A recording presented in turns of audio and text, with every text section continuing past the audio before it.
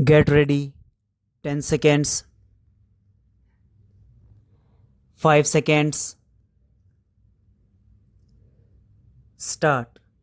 It must be over a year since I first expressed my desire to have a frank dialogue with the representatives of organized labor. I am glad that my colleague has now arranged such a meeting and that you have responded to our invitation.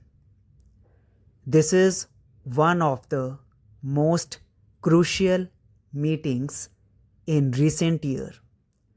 We are at a significant stage in the evolution of our political and economic system. Trade union leaders owe allegiance to different political ideologies. Such diversity is expected in an open, democratic society.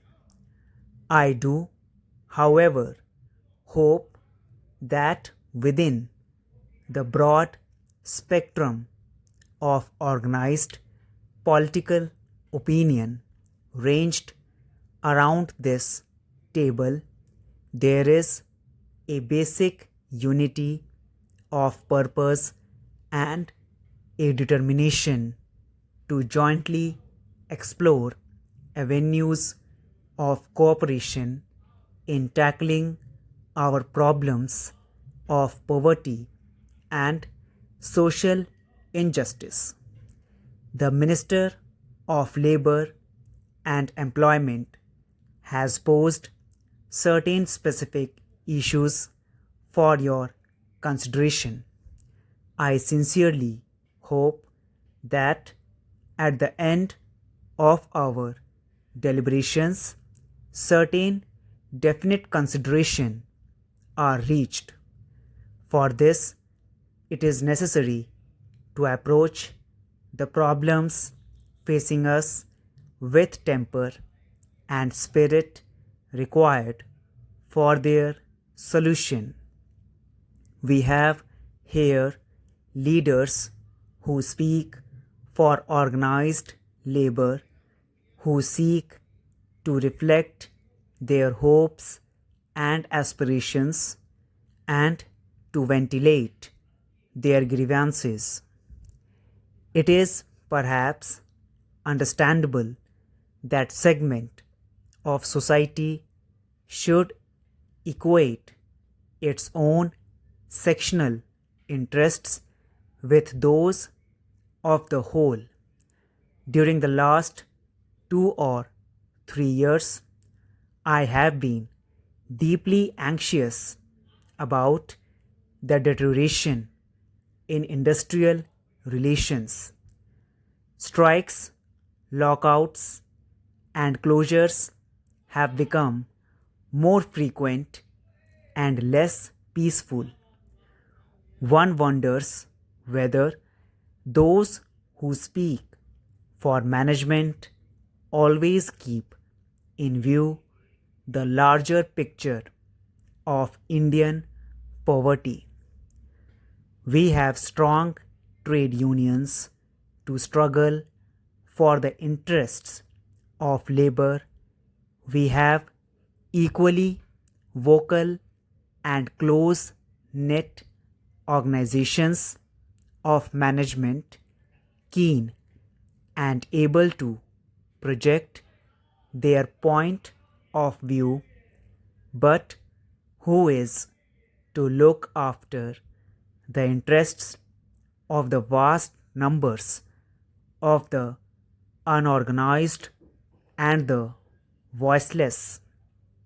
I am not speaking merely of consumers, although their interests must also be reconciled with those of labor and management, but in a country with depressingly low standards of consumption, the emphasis even on the interests of consumers become irrelevant beyond a point. When trade union leaders talk of protecting the living standards of the working class, or when managements use sophisticated jargon about incentives, they hardly seem to show any concern about the problems of the really poor people. When we talk of the larger social responsibilities of labor, it is said that labor will give of its best only if economic and social policies are more radical and the fruits of economic growth are not monopolized by the few. I believe in radicalism, but it must deliver the goods. I am against any kind of privilege if it means reward or recognition unrelated to functional efficiency. World economic history and our own experience point to the fact that privileges, however defined, become entrenched in a period of economic stagnation rather than in a period of growth. The emphasis on a faster rate of growth does not, therefore, represent any retreat from radicalism or socialistic principles.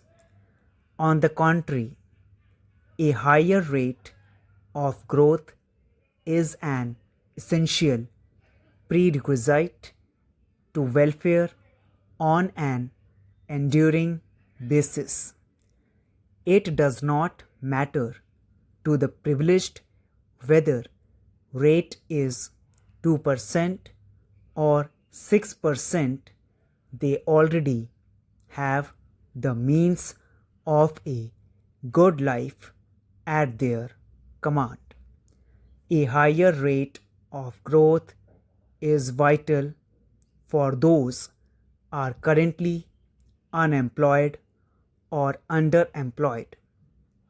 A speedy and substantial increase in production is necessary to generate resources for expansion of employment.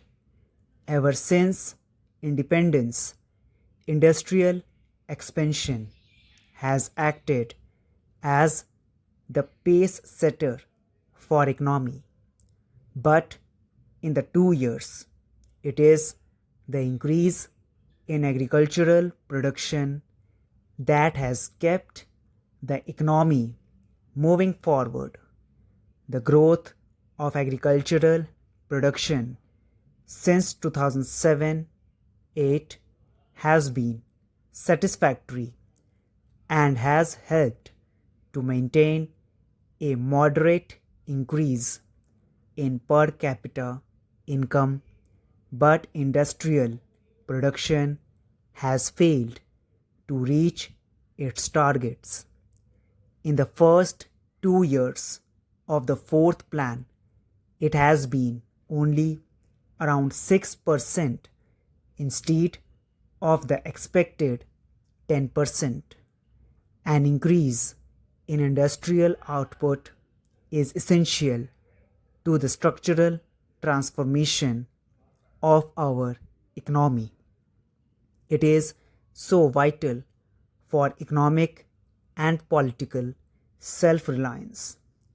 Not for a moment I am suggesting that the lower industrial production in the last few years is due solely or even substantially to industrial strikes, shortages of raw material, obsolete administrative procedures, mismanagement, and misdeployment of resources have also hit production.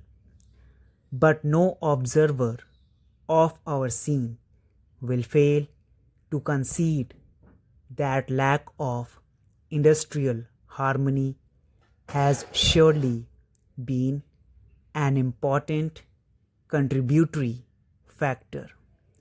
I understand that the number of man days lost as a result of strikes has nearly three times from 6.5 million or so in 2005 to about 19 million in 2010.